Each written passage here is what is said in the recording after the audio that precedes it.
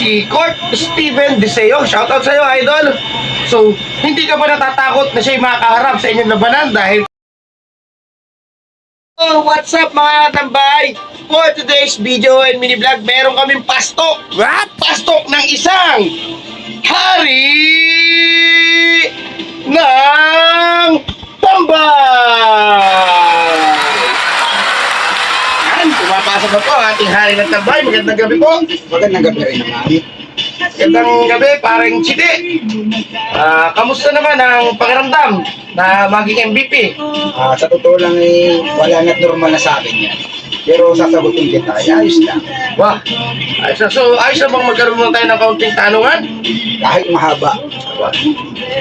Ano bang mga tanong yan? Ito madali lang naman kamagala. Tagalog, hindi English. Okay. Huwag kang ting may mata, ha? Okay. Sa lahat ng team, anong team ang ayaw mong makalaban? Okay. Kumbaga, anong purok? O anong purok? Kasi meron tayong 7 purok sa ating barangay. Sa totoo lang, sa tingin ko mahihirapan akong kalaban na purok 8.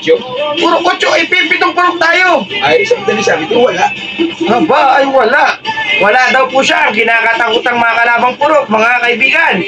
Sa lahat ng taga-barangay Tumagay, tandaan nyo, Sir Dustin Habel, a.k.a. Machete Gabraso, ay walang kinatatakutang mga kalaban na kahit anong purok. Sunod tayo sa susunod na tanong. Ito ang sunod na katanungan. Ang susunod na katanungan, pare.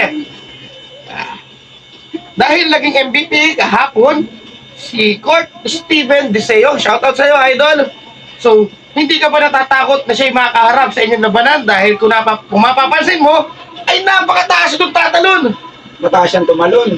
Sana yung nag-high jump na lang siya. Basketball ang labanan, baka ba? Tama, napakagaling. Dapat pala nag-high jump ka na lang, hindi ka nag-basketball dahil napakataas yung tumalon.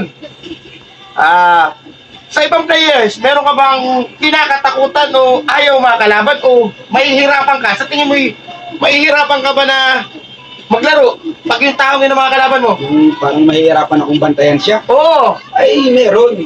Mula bata pa lang kami, nahihirapan na talaga akong bantayan siya. Yung kumpare kong si Clyde. Ano? Sino? Si Clyde. Shoutout sa'yo, paring Claudio Felicia. Ikaw pala ang kinakatakutan itong mga kalaban mula pagkabata pa. Bakit kaya, pare? Nahihirapan akong bantayan. Mahirap kasing bantayan yung nasa bangko. Pero ako'y naiindig sa kumpare kong yan. Kada laro ay hindi na naglalaban ng damit, isasampay na lang dahil hindi napapawisan. Aba, nakakaigit Yung pala. kanyang advantage naman. Ay, Hindi na advantage siya niya. mahahasil maglaban ng kanyang uniform. Tipid sa uniform. Tipid sa uniform. Ay, Tipid sa pala sabon. yun.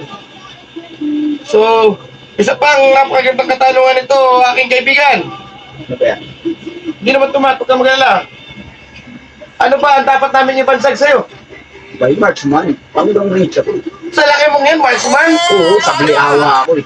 Ibig sabihin yung tira mo, sablay awa, yung sumut na pero naawa pa. Yun lang yung sablay. Yun ang pinakasablay ko. Apa.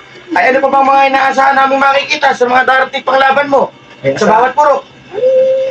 Siyempre, yung mga scoring ko pa rin ang maaasahan niyo. Ano bang mga galing ng ating mga manonood? Magdala sila ng payong. Payong, bakit payong? Kasi magpapaulan ako ng tres. Aba, nakikinig niyo po yung mga katambay. Magdala kayo ng payong dahil magpapaulan ng tres si Machete Gabraso. At ano pa dapat nilang gawin? Kaya naman, yung iba magdala ng sinulid. Sinuli daw, mga katambay. Bakit po? Kada shoot mo, magbubuhol sila. Aba naman, abangan natin yan. Napakaganda ang gagawin ni Machete Gabraso sa mga susunod pang laban. So, nakinig niyo mga katambay. Salamat sa panonood. Goodbye. Salamat sa bala. Walang ano